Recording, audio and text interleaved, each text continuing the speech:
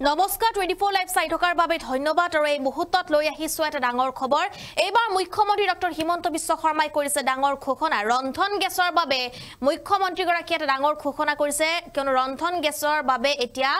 দিয়া হ'ব হিতাধিকাৰীক 250 টকাকৈ 250 টকা লাভ কৰিব এতিয়া হিতাধিকাৰী আৰু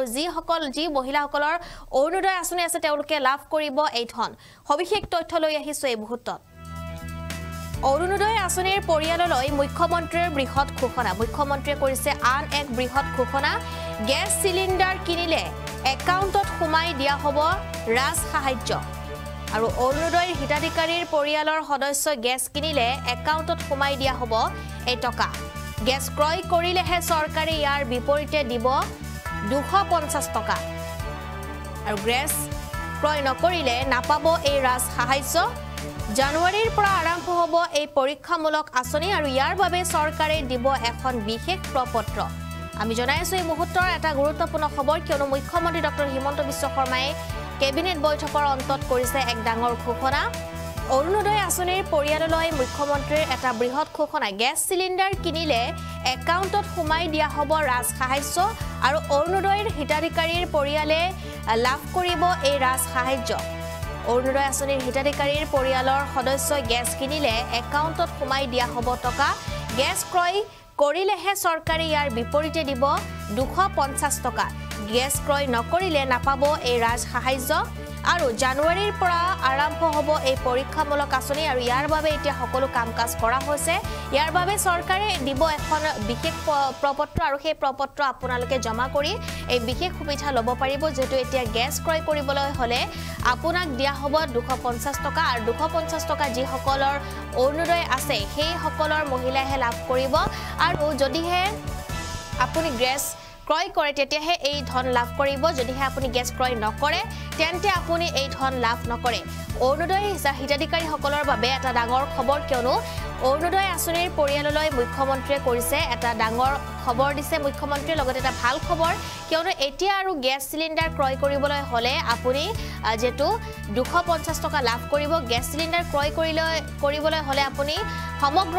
টকা দিব নালাগে গ্যাস সিলিন্ডাৰ ক্ৰয় কৰিলে কিয়নো গ্যাস সিলিন্ডাৰৰ যি দাম আছে সেই দামৰ ভিতৰতে আপোনাক 250 টকাকৈ চৰকাৰৰ তৰফৰ পৰা দিয়া হ'ব অৰুণোদয় আঁচনিৰ হিতাধিকাৰীৰ পৰিয়াললৈ এই বিশেষ সুবিধা দিয়া হৈছে গতিকে অৰুণোদয় আঁচনিৰ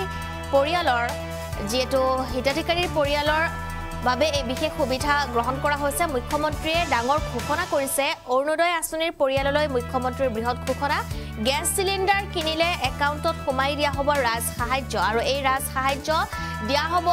জানুৱাৰী মাহৰ পৰা এই কাম কাৰ্যকৰী কৰা হ'ব যেটো নতুনকৈ এক আঁচনি অনা হ'ব আৰু ইয়াৰ বাবে প্ৰপত্ৰ দিয়া হ'ব সেই প্ৰপত্ৰ আপুনি সম্পন্ন কৰি দিব লাগিব তাৰ পিছতে আপোনাৰ এই যি সাহায্য বা যি এই নতুন স্কিম সেই নতুন স্কিম আপোনাৰ বাবে দিয়া হ'ব কিয়নো জানুৱাৰী মাহৰ পৰা এই ৰাজ সাহায্য সকলোকে দিয়া হ'ব যি সকল লোকৰ ঘৰত অৰুণোদয় আঁচনিৰ হিতাধিকাৰী আছে অৰুণোদয় আঁচনিৰ হিতাধিকাৰীৰ পৰিয়ালৰ বাবে এয়া ডাঙৰ সিদ্ধান্ত গ্ৰহণ কৰা হৈছে গ্যাস সিলিন্ডাৰ কিনিলে একাউণ্টত সোমাই দিয়া হ'ব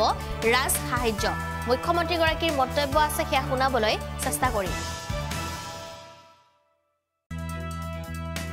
আমি এটা আঁচনি আৰম্ভ কৰিছো যে 200 টকাৰ ৰাজ লগে লগে আইওসি আমাক জনাই দিব যে অমুক পৰিয়ালটোৱে আজি এটা গ্যাস কিনিলে